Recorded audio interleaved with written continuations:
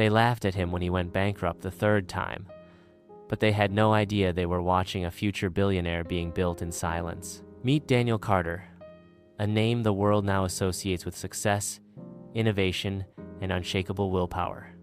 But Daniel wasn't always the man behind a billion-dollar empire. In fact, he was once the guy everyone whispered about, the man who failed, and failed, and then failed again.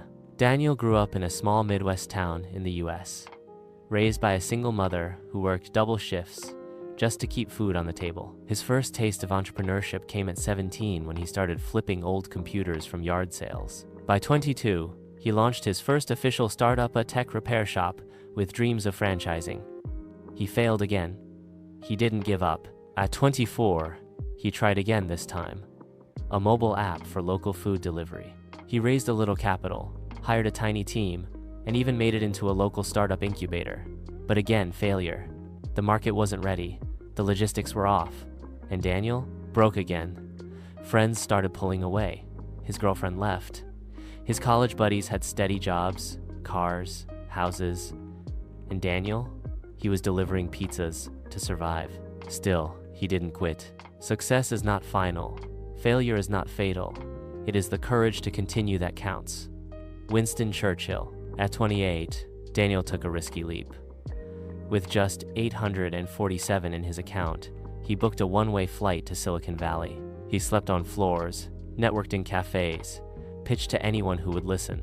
Most people turned him down before he could finish his first sentence. But one day he met a former executive who saw a spark in Daniel others missed. They talked for hours. That meeting changed everything. With a small investment and Daniel's never-die attitude, he launched his third venture, a cloud-based software that helped small businesses automate customer communication. Something simple, but needed. Months passed without major traction, but Daniel had changed. Within 2 years, the company scaled from a tiny garage office to a 50-person team. By year 5, it was valued at over $100 million. Daniel didn't stop there.